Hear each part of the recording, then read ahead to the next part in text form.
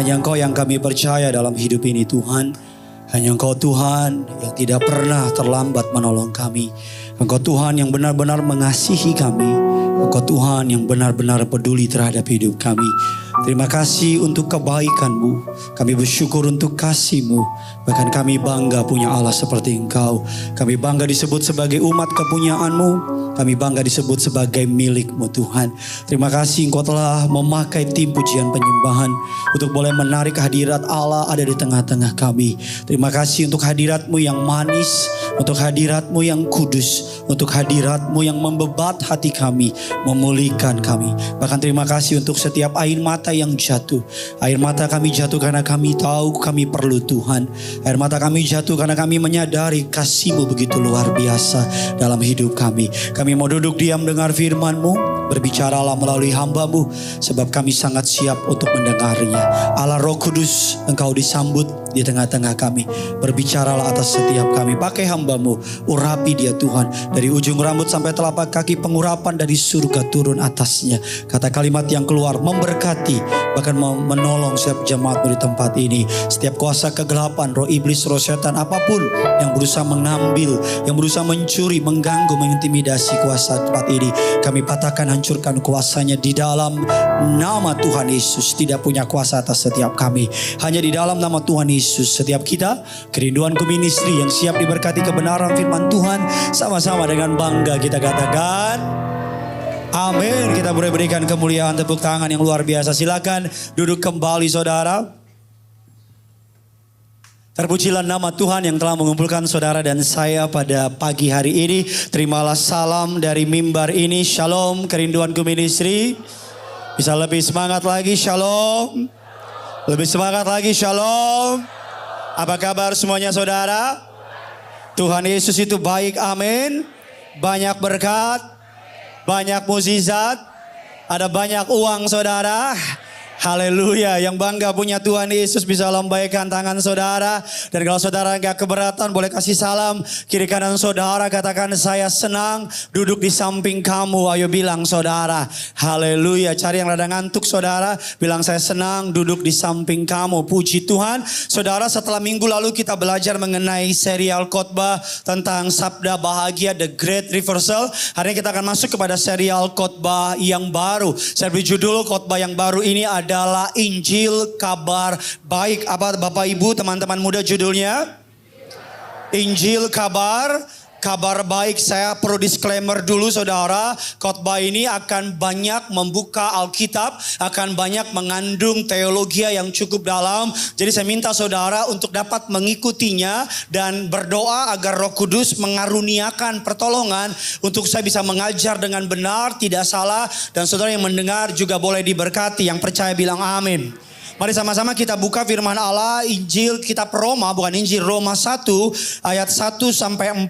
Nanti kita lompat Roma 1, 16, 17. Saya baca buku dari berbagai penulis dan beberapa buku itu memberkati saya dan menjadi inspirasi dalam saya menyiapkan khotbah pada hari ini. Roma 1 ayat 1 sampai 4. Dan Roma 1, 16 dan 17. Yuk sama-sama kita baca. Saya baca ayat 1, saudara baca ayat 2, demikian seterusnya. Yang sudah di sana sama-sama dengan saya katakan Injil adalah kabar baik. Ya biar lebih semangat, biar lebih ramai kita kasih tepuk tangan dulu dong buat Tuhan kita. Di atas kepalamu tepuk tangannya yang luar biasa. Haleluya. Dari Paulus, hamba Kristus Yesus yang dipanggil menjadi rasul dan dikuduskan untuk memberitakan apa? Injil Allah. Jadi panggilan kita untuk memberitakan Injil Allah. Ayat yang kedua saudara, 3, 2 ya.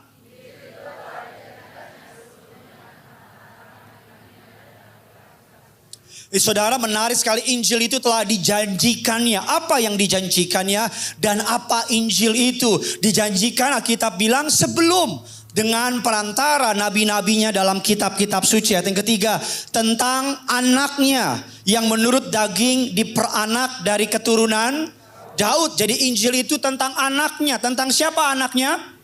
Yesus. Kalau saya bilang Injil itu tentang anak saya, maka tentang siapa? Oh, nggak kenal anak saya? tentang gene, tentang joy. Jadi Injil itu gampangnya, simpelnya, it's all about Jesus. Yesus itu, Injil itu tentang Yesus. Jadi kekristenan itu bukan tentang Gideon, bukan tentang Yohanes, bukan tentang siapapun, tapi tentang gereja itu bukan tentang gembalanya, bukan tentang pengerjanya, tapi tentang saudara datang menyembah ini bukan soal harta, bukan soal masalahmu, tapi soal saudara berdoa bukan soal perkara di bumi, tapi soal. Jadi perlu ngerti dulu, Injil itu tentang anaknya. Anaknya siapa? Yesus. Mari kita lihat ayatnya yang keempat. Saudara silakan 3-2 ya.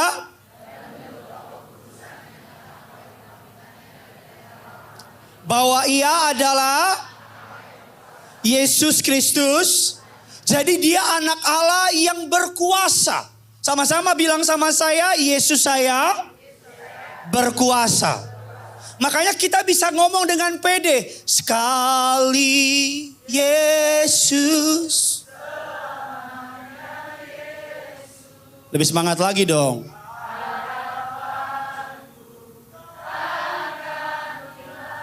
Lebih mantap lagi dong.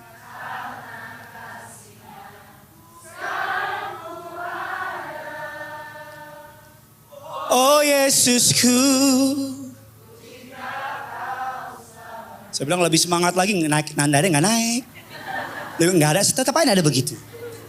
Nah ayatnya yang ke-17, sebab aku mempunyai keyakinan yang kokoh dalam Injil, kata Paulus. Karena Injil adalah kekuatan Allah yang apa Bapak Ibu? Menyelamatkan setiap orang percaya pertama-tama, tetapi juga orang itu saya kan diam, dia punya juru isyaratnya gini dong. Ternyata begini, artinya baca Alkitab. Injil adalah kekuatan Allah yang menyelamatkan setiap orang. Saya mau tanya, orang percaya boleh angkat tangan? Oh puji Tuhan. Karena kekuatan yang menyelamatkan saudara adalah bukan soal apa yang kita perbuat, tapi tentang apa yang Yesus perbuat. Ayat yang ke-7, ayatnya yang ke-17, yuk sama-sama kita baca. 3, 2, 1, ya sebab. Dan memimpin kepada iman seperti ada orang benar akan hidup oleh apa Pak? Oleh apa Bu? Oleh apa anak-anak muda? Oleh apa jemaat Kerinduanku Ministry? Yang streaming oleh apa? Kan streaming. Shalom yang streaming. Oleh iman. Jadi karena kita mengenal, mengerti Yesus mati dan bangkit. Dan Injil itu adalah keyakinan kokoh. Dan kita diselamatkan oleh Injil itu. Makanya dibilang orang benar akan hidup oleh yang mana? Apa yang buat kita yakin? Kematian dan kebangkitan, itulah iman kita. Amin. Mari kita akan belajar. Injil adalah kabar baik. Kabar baik tentang apa? Tentang Yesus, keselamatan. Apa kabar baiknya tentang Yesus? Bahwa keselamatan bagi manusia berdosa. Kita masuk dalam inti khotbah saya. Injil, apa sih Injil? Apa bedanya Injil sama nasihat? Injil adalah kabar baik. Sama-sama bilang sama saya, kabar baik. Kabar apa sih? Kabar sebuah peristiwa yang telah terjadi dan dilaporkan kepada kita. Itu kabar. Masalah baik atau buruk kabarnya tergantung keadaan kita. Yang ngerti bilang amin. Saudara misalnya dengar dolar hari ini 16.700. Bagi yang gak punya dolar, gak usah sosok pusing kau.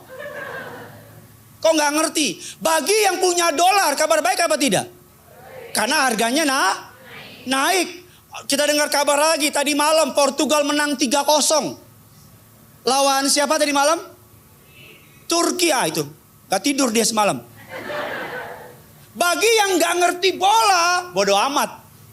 Bagi yang suka Portugal, suka CR7, ciu. Gak lucu ya? Ciu itu. Itu, Sio Mamae. Bagi pendukung Cristiano Ronaldo, it's a great news. Tapi bagi pembenci CR7, penyuka Messi, Tahu Messi? Penyanyi cilik. Jumpa lagi. Jumpa Messi kembali. Nggak tahu? Beda zaman kita. Kabar memberitahukan kita sesuatu yang sudah terjadi.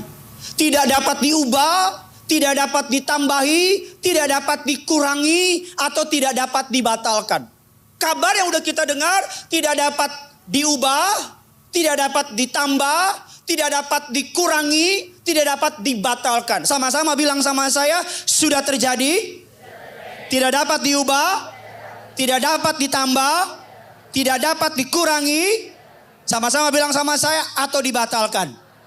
Jadi kalau kita dengar kabar tentang Injil, Yesus sudah mati dan bangkit untuk menyelamatkan kita manusia berdosa, maka kabar itu sudah terjadi, tidak dapat diubah, tidak dapat ditambahi, tidak dapat dikurangi atau dibatalkan, dan tidak ada yang dapat kita lakukan terhadap kabar itu. Yang ngerti, yang setuju bilang amin dulu. Kabar itu gak bisa diapa-apain. Makanya iblis berusaha untuk apa? Saudara gak percaya sama kabar itu. Makanya iblis berusaha untuk melihat diri saudara agar hidupmu bukan tentang apa yang Yesus lakukan di kayu salib, tapi tentang apa yang kau lakukan di bumi. Makanya iblis berusaha membuat saudara berusaha menyenangkan Tuhan dengan kemampuanmu. Makanya iblis berusaha membuat saudara menilai dirimu berdasarkan apa yang kau punya. Saya salah khotbah bagaimana nih? Bilang kiri kanan saudara, semangat woi. Habis itu lemas lagi kan lo. Itu Injil Pak, itu Injil Bu. Injil adalah kabar. Mungkin saudara sering dengar kata Injil. Mungkin saudara sering dengar kata Injil. Tapi apakah engkau benar-benar percaya bahwa hidup ini bukan soal apa yang kau punya. Hidup ini bukan soal apa yang kau perbuat. Tapi hidup ini apa yang Yesus lakukan di Mega Bekasi. Mari kita lihat lagi beberapa ayat firman Tuhan. Efesus 2 ayat 8 dan ke-9. Saudara yang suka baca, saya dorong saudara untuk membaca buku namanya Gospel Immerse. Ditenggelamkan oleh Injil. Saudara Google it, cari, karena khotbah saya hari ini banyak terinspirasi dari buku yang saya baca. Efesus 2 ayat 8 dan ke-9. Yuk sama-sama kita baca. Mega Mendung, Mega Bekasi 3. Jangan lupa hari Jumat ada doa semalaman di sini. Amin kayak tepuk tangan kayak apa kayak. Hari Jumat tanggal Jumat depan 28. Sesi pertama Pastor Johan Lumendong, sesi kedua Pastor Gideon Lumendong. Yon Simanjuntak, pastor ketiga, sesi ketiga, Pastor Michael Panjaitan. Kalau saudara nggak tahu Michael Panjaitan, dia yang suka jahit baju. Jadi doa malam dan kuasa pujian penyembahan. Saudara datang, nanti ada snack.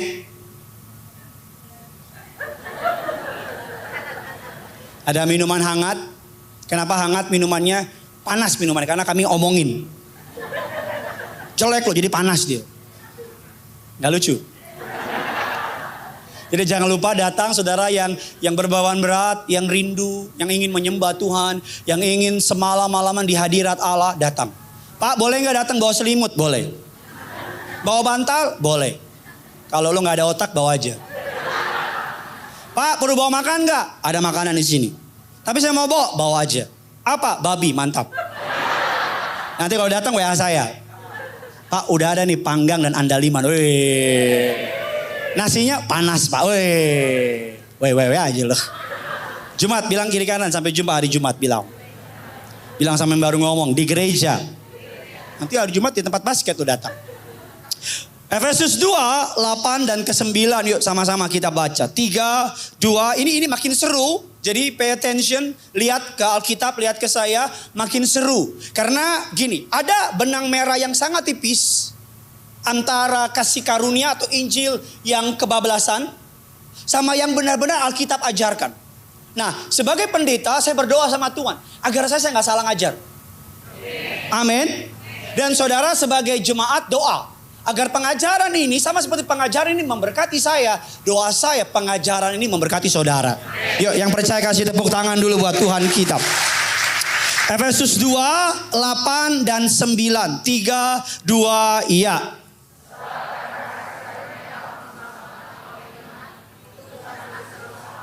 Tetapi itu bukan hasil. Jangan ada orang yang apa? Sebab karena kasih karunia kamu diselamatkan. Katakan amin. Oleh apa? Oleh iman. Itu bukan hasil. Tapi apa Bapak Ibu? Sama-sama bilang sama saya pemberian. Saya mau tanya kalau pemberian itu karena kita atau karena yang beri? Karena yang beri. Sebab karena kasih karunia itu bukan hasil pekerjaanmu. Jangan ada orang yang apa? Memegahkan diri. Tapi kita lihat dalam firman Allah Yakobus 2:14. Karena ini menjadi sering perdebatan antara kaum Injili dengan mereka yang bilang nggak bisa gitu dong. Kita harus ada begini. Mari kita lihat. Yakobus 2 ayat yang ke-14. 3, 2, 1. Ya, apa?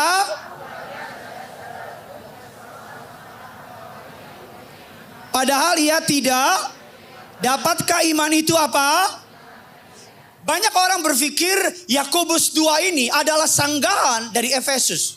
Banyak orang bilang gini, oh gak bisa dong, cuman iman-iman aja tanpa perbuatan. Oh gak bener dong, ngaco dong. Dan banyak juga orang bilang gini, oh enggak, hanya iman aja, maka kita diselamatkan. Oh enggak, harus ada perbuatan. Oh enggak, iman. Oh enggak. Pokoknya semakin saudara diam, saya tabrak aja lah. Nah banyak orang bingung. Jadi terbelah menjadi dua. Ada yang sangat iman aja, pokoknya iman. Ada yang sangat perbuatan aja. Oke, perbuatan. Nah, dari sudut pandang Alkitab, apakah dua ayat ini bertentangan? Apakah ayat ini saling membatalkan? Kalau saudara bilang iya, mendingan pulang sekarang. Karena Yakobus 2 bukan sanggahan terhadap Efesus 2.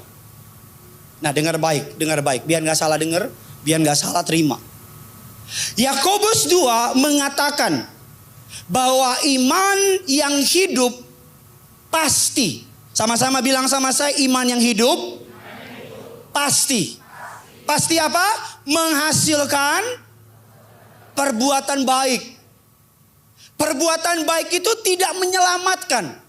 Karena kita diselamatkan oleh Yesus. Oleh anugerah. Yang percaya bilang amin. Tetapi perbuatan baik itu buah. Atau respon. Dari iman yang menyelamatkan itu. Saya ulang lagi. Ada perbedaan antara perbuatan baik sebagai respon. Dan ada perbedaan antara perbuatan baik sebagai langkah untuk keselamatan. Ini saya mau tanya dulu, udah pada makan belum? Puji Tuhan. Kok masih gak ngerti mukanya? Ada perbuatan baik sebagai respon dari keselamatan. Ada perbuatan baik sebagai langkah untuk keselamatan. Ini yang membuat kekristenan unik. Karena kekristenan tidak pernah menyuruh kita buat tangga untuk ke surga. Kekristenan adalah tangga bukan dari bumi ke surga. Tapi tangga dari surga ke bumi. Yang setuju dan percaya bilang amin. Ayo kasih tepuk tangan dulu buat Tuhan kita. Ada perbedaan antara diselamatkan oleh iman plus perbuatan harusnya. Perbuatan dan diselamatkan oleh iman yang menghasilkan perbuatan. Saudara kalau nggak ngerti bilang aja Pak nggak ngerti. Biar kelihatan rada on. Tapi saya mau bilang sama saudara bahwa perbuatan diselamatkan oleh iman plus perbuatan berarti sama saja dengan 50% iman, 50% perbuatan. Apakah kita selamat karena perbuatan kita juga? Semata-mata karena anugerah. Tapi apakah perbuatan gak penting? Kalau ada yang bilang gak penting, ngaco dia. Kalau ada yang bilang, oh berarti bisa buat ngaco. Ngaco, karena goal dari khotbah ini bukan supaya saudara, oh bebas berarti Anda. No, saya pendeta yang saudara udah ikut lama saya. Ada yang beberapa yang, saya lihat mukanya udah ikut saya 2000 tahun. Jadi ketika Yesus disalibkan udah ada di situ dia. Saudara tahu betul saya pendeta yang sangat mengedepankan pertobatan. Saudara tahu betul saya pendeta yang tegas ngajar tentang yang namanya orang yang bertobat, hidupnya pasti berbuah. Yang setuju bilang amin. Tapi saya pengen saudara ngerti dulu. Agar saudara nggak di ojok-ojok sama iblis. Kalau perbuatan, kalau iman yang menghasilkan perbuatan. Kalau iman plus perbuatan. Berarti menggambarkan 50% iman. 50%. Tapi kalau iman yang menghasilkan perbuatan. Berarti menggambarkan keselamatan sebagai 100% iman. Yang kemudian menghasilkan buah perbuatan baik. Saudara percaya, setuju apa tidak? Mau setuju yang pertama 50% atau 100% semua karena Tuhan dan karena itu respon kita adalah perbuatan baik. Yang pertama apa yang kedua? Yang kedua boleh kasih tepuk tangan dulu bagi Tuhan kita. Ayo di atas kepalamu lebih dahsyat lagi. Jadi gampangnya begini, perbuatan baik kita tidak lagi muncul sebagai bentuk untuk menyelamatkan diri. Tapi perbuatan baik kita muncul sebagai buah atau ekspresi dari keselamatan itu. Contoh paling gampang. Saya nggak mau anak saya Genesaret baik sama saya. Karena ada maunya. Ini jomblo semua bagaimana? Saya mau anak saya baik sama saya. Karena ekspresi dari dia mengasihi saya. Tuhan gak mau saudara datang ke kerinduanku ministry. Karena engkau hanya pengen berkatnya. Tuhan gak mau saudara taat sama Tuhan karena takut api neraka. Saudara mau gak orang setia sama saudara karena takut sama saudara?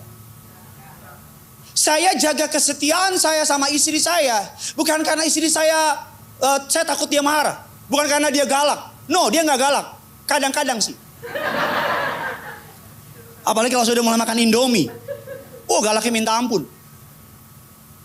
Tapi saya setia sama istri saya. Saya gak mau selingkuh atas anugerahnya. Bukan karena saya. Tapi karena saya gak kuat lihat dia nangis nanti. Saya gak kuat nyakitin dia. Suatu hari kami janjian di sebuah coffee shop di bilangan kota Paris. Kami suka begitu, siang ngopi di Singapura, sore makan sore di Lisbon, malam kami candlelight dinner di Paris, tengah malam di Siborong-borong. Suatu hari kami janjian ngopi sama istri saya. Saya janji sama istri saya, sayang jam 4 aku datang. Dia istri saya tuh orangnya bukan on time. Tapi in time. Ngerti gak saudara? Kalau on time itu janjian jam 4 datang. Kalau in time itu janjian jam 4, jam 1 subuh udah ada dia. Jadi dia datang lebih cepat. Dan saya tahu nih, saya telat, saya ngebut. Saat. Saya ngebut bukan karena takut dia marah kalau saya telat. Tapi saya gak pengen dia sendirian di coffee shop.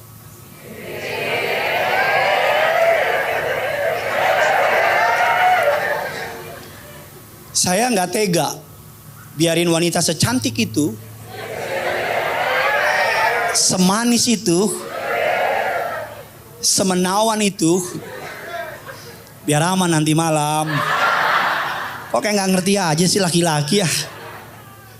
Jadi saya datang cepat dan dia bilang, sayang kan janjian jam 4. Aku nggak tega biarin kamu sendiri.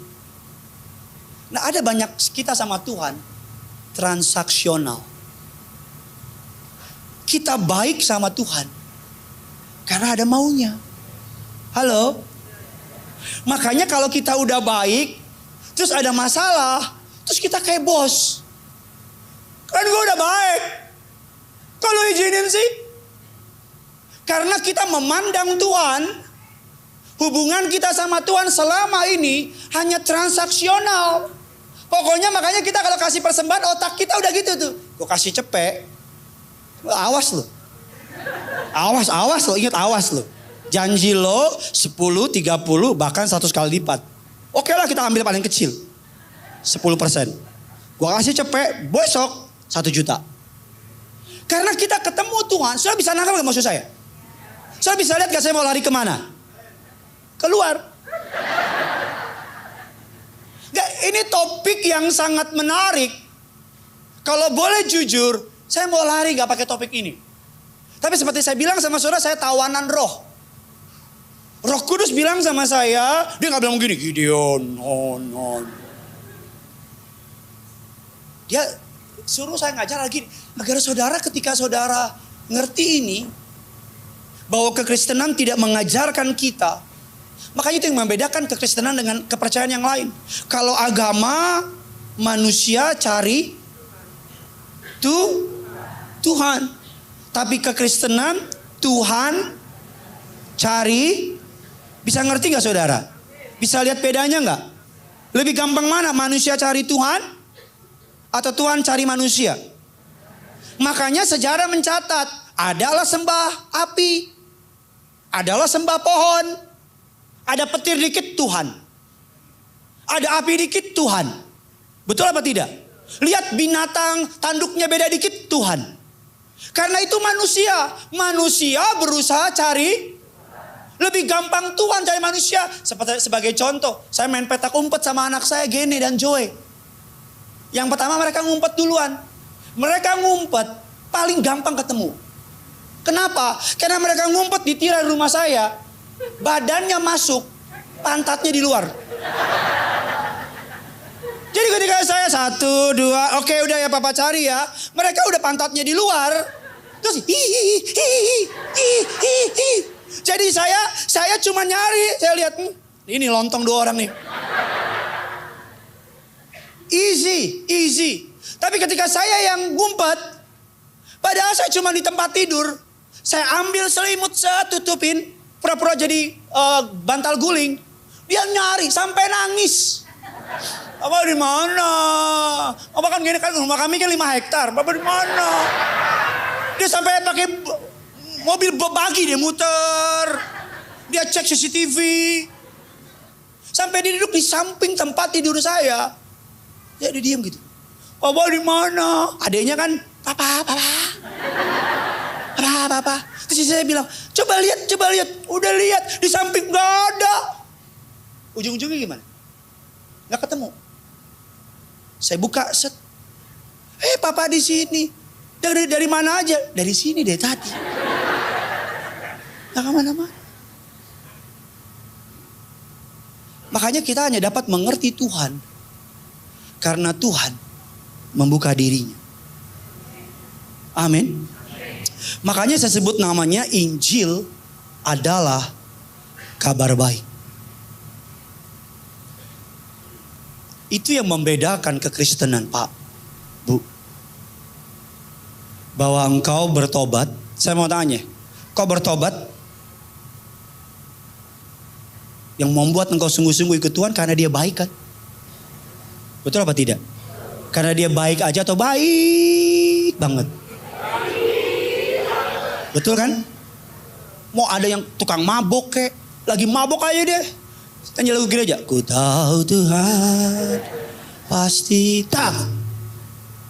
Ketemu Tuhan di maboknya. Bisa gak? Bisa. Dia lihat orang lain dikira Tuhan. Padahal tukang bakso. Nah mari kita akan belajar lebih lagi. Kabar baik Injil adalah kabar baik yang berkuasa. Sama-sama bilang sama saya, kabar baik yang berkuasa. Saudara ingat gak berapa tahun yang lalu ketika berita COVID? COVID-19 dulu begitu berkuasa, betul apa tidak? Karena COVID-19 kita mengubah cara kita menjalani kehidupan. Mempengaruhi setiap keputusan yang kita ambil. Dulu karena COVID orang kalau keluar pakai. Dulu karena COVID makanan minuman jahe yang panas-panas laku, betul apa tidak? Dulu karena COVID ada yang namanya peduli kamu.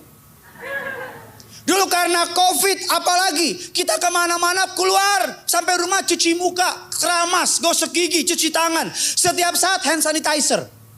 Betul apa tidak? Kabar tentang virus COVID itu mempengaruhi kehidupan dunia. Semua orang di dunia. Makanya karena COVID muncullah yang namanya Zoom. Betul apa tidak? Orang bisa kerja lagi via Zoom. Jarak jauh. Itu karena apa? Karena COVID. Kalau kabar COVID saja sangat mempengaruhi kehidupan manusia. Apalagi kabar Injil. Amin.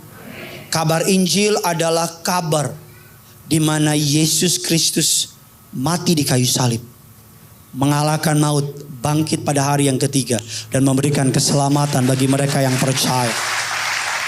Sambil saya undang pemain keyboard, kita akan segera menyelesaikannya. Ketika kuasa Injil menyentuh kehidupan kita, Kristuslah yang menjadi pusat kehidupan kita. Tadinya sebelum kita kenal Injil, kita pusat kehidupan. Kita pusat alam semesta. Tapi ketika kita mengenal Injil, Kristus yang menjadi pusat kehidupan kita. Yang percaya bilang amin. Tadinya Kristus yang mengitari kita. Tapi sekarang kita yang, lihat gambarnya. Tadinya sebelum kita dengar Injil, it's all about us. Makanya kenapa kalau orang habis gagal memenuhi hukum, gak berani nyembah, gak berani ke gereja. Makanya kenapa orang kalau ngerasa gagal, jauh-jauh dari Tuhan. Karena kita merasa kita pusatnya. Tapi ketika Injil datang, Kristus pusat hidup kita. Kita yang memutari Kristus. Apa maksudnya?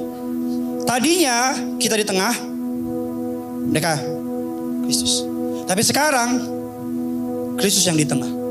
Agar apapun yang kita kerjakan, semua tentang Yesus. Agar apapun yang kita putuskan, semua tentang Yesus. Saya mau muter lagi tapi pusing. Kenapa saya khotbah ini? Sesederhana ini. Banyak orang stres, berusaha mencapai standarnya Allah. Gak akan bisa.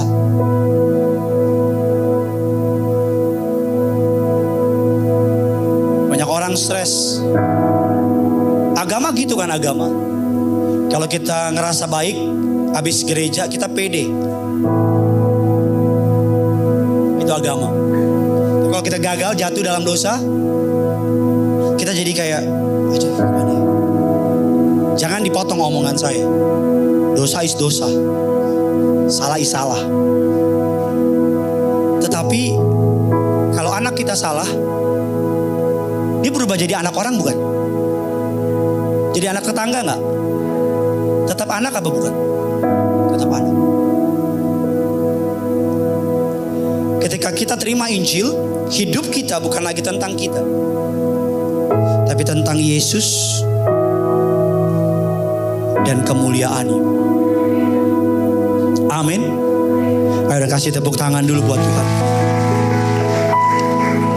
Makanya ketika kita terima Injil, setiap keputusan yang kita ambil akan bersandar pada pertanyaan, apa kehendak Tuhan dalam situasi ini? Apa yang terbaik bagi kerajaan Allah? Setiap keputusan yang kita ambil adalah tentang Kristus dan tentang kemuliaan-Nya. Tampilkan gambarnya, slide berikutnya. Ini dia. Saya minta izin, mohon maaf.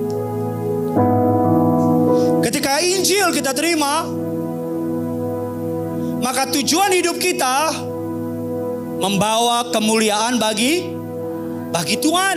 Maka doa keinginan kita, doa kita bukan lagi jadikan aku kaya, buat aku kaya, aku diberkati, bunuh musuhku dan sebagainya.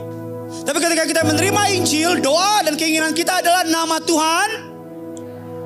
Ketika kita menerima Injil, identitas diri kita bukan soal merek baju, jas, sepatu. Identitas kita nggak lagi terombang-ambing. Kita bukan lagi kalau kita lagi berpuasa kita ngerasa deket banget sama Tuhan, kayak Tuhan di loteng. Wow. Tapi ketika kita jauh dari Tuhan, kita ngerasa gak pede. Berapa banyak anak-anak Tuhan yang hari-hari ini ketika mereka lagi jatuh, mereka menjauh dari Tuhan. Identitas kita ketika kita menerima Yesus, menerima Injil adalah pendosa yang diselamatkan. Kasih, bilang kiri kanan saudara, kita pendosa yang diselamatkan.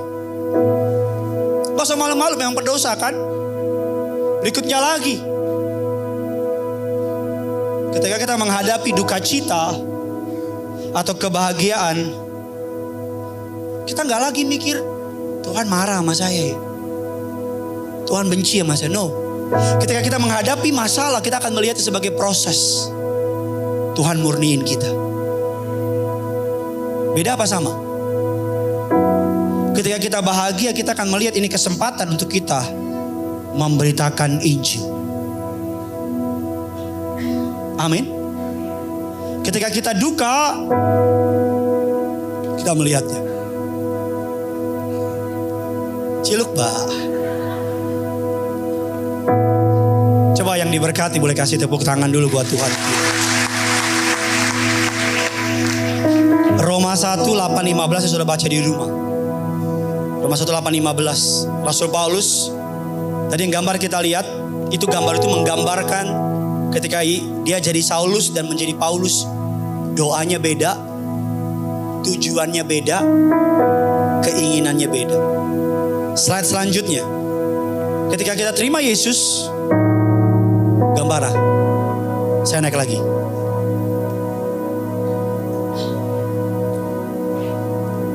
Kita melihat segala sesuatu ini Gideon. Di depan kita ada saringan. Namanya siapa? Yesus. Kita melihat keuangan dari sudut pandang Injil. Kita melihat pekerjaan dari sudut pandang Injil. Kita melihat anak kita, keluarga kita dari sudut pandang Injil. Kita melihat kesehatan olahraga dari sudut pandang Injil. Kita melihat penderitaan, kita melihat seks, kita melihat pertemanan, kita melihat kesehatan, kita melihat masa depan dari sudut pandang. Jadi ketika kita kerja, kita pakai kacamata. Kacamatanya Injil. Ketika kita lihat orang salah, kita pakai kacamata Injil. Dulu kalau lihat pekerjaan, Hepeng mengatur negara on. Sekarang kalau melihat pekerjaan, biar nama Tuhan dipermuliakan oleh pekerjaan. Amin. Kita cepat saja. Apa bedanya agama dengan Injil? Agama adalah apa yang Anda harus lakukan. Do this and do that. Agama. Tapi Injil adalah apa yang Yesus sudah lakukan di kayu salib. Dan kabar baik di atas kayu salib dia berkata, it is finished, it is done. Sudah selesai. Agama tentang kita, tapi Injil tentang Yesus.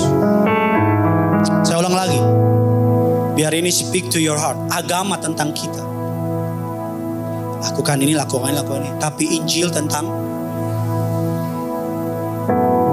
Makanya orang yang terima kasih itu, terima anugerah itu, dia berbuat baiknya bukan karena takut, tapi berbuat baiknya karena sayang, karena cinta sama Tuhan. Agama berkata lakukan ini, lakukan itu, maka Anda akan mendapat perkenanan Allah. Tapi Injil berkata bahwa kita gak akan pernah mampu menjadi berkenan di hadapan Allah. Karenanya Yesus sudah melakukannya di atas kayu salib. Sehingga perkenanan Allah melalui Yesus turun atas kita. Katakan amin. Yesus Allah berkenan kepada kita semata-mata karena Yesus mati di kayu salib. Yang setuju bilang amin. Suatu hari ada seorang anak kecil melihat ada seorang bapak-bapak tentara pensiunan duduk di depan gedung putih. Anak kecilnya tanya, "Pak, ngapain Pak? Mau masuk?" "Mau masuk deh, tapi gak bisa-bisa dari tadi." Anak kecilnya bilang, Ayo masuk sama saya. Tapi dek udah masuk. Tentara itu ngikutin anak kecil itu. Di pemeriksaan pertama, tentara pangkat lebih tinggi dari tentara ini. Lihat dia. Tapi kan lihat anak kecil di sampingnya. Oh silakan masuk. Masuk. Di pemeriksaan kedua, lebih tinggi lagi pangkatnya. Lihat tentara ini. Oh gak boleh masuk. Muncul anak kecil di samping. Oh ya masuk. Sampai di ruang oval Presiden State Amerika. Sampai di ruangan itu yang jaga jenderal. Gak boleh masuk. Karena lihat anak kecil. Oh ya silakan masuk. Sampai masuk ke ruang oval ketemu presiden. Anak kecil bilang gini. Papa. Ada anak presiden. Kasihan bapak ini di luar dari tadi nungguin papa. Papa tolong bantu bapak ini. Aku kasihan sama dia. Saya bisa nanggung maksud saya. Kita itu tentara tua itu yang gak bisa masuk. Yesus itu anak yang tadi. Karena darahnya lah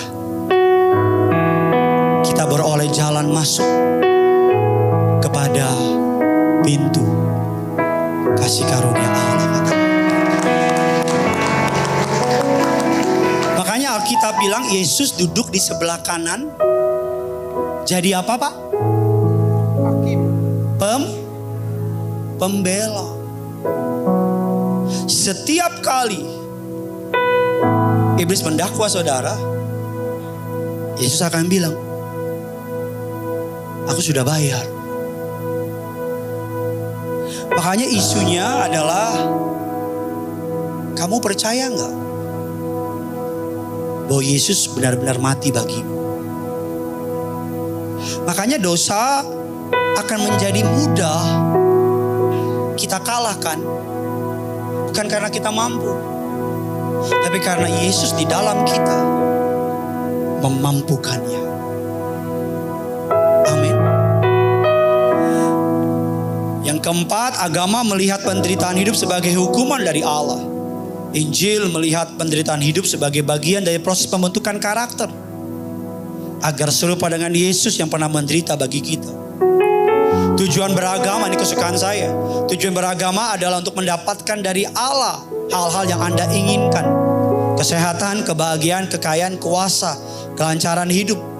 Tujuan dari berinjil bukan mendapatkan berkat-berkat Allah, tapi untuk mendapatkan Allah, sang pemberi berkat itu sendiri. Amin. Dan yang terakhir, agama berkata bahwa dunia dipenuhi dengan orang baik dan orang jahat. Injil berkata bahwa dunia dipenuhi orang jahat yang belum bertobat dan orang jahat yang sudah. Karena semua orang telah kehilangan kemuliaan Allah. Semua orang di muka bumi ini menurut Alkitab orang jahat. Tapi yang membedakannya, orang jahat yang sudah dan orang jahat yang belum. Jadi cuma masalahnya mantan atau bukan. Bilang kiri kanan saudara, hai mantan orang jahat. Gak apa-apa ngomong aja. Maaf masih. Masih. Tadi baru pukul istri. Minggu depan kita akan belajar lebih dalam lagi beberapa kebenaran. Goal dari khotbah ini sederhana. Sesederhana ini goalnya. Agar engkau memandang hidup ini dari sudut pandangnya Injil. Bahwa Yesus sudah mati di kayu salib, menyelesaikannya bagi kita semua. Menang itu pasti. Mukjizat itu pasti. Tadi di Minute of Remember, teman saya Andrew, dia bilang kemenangan lebih daripada pemenang.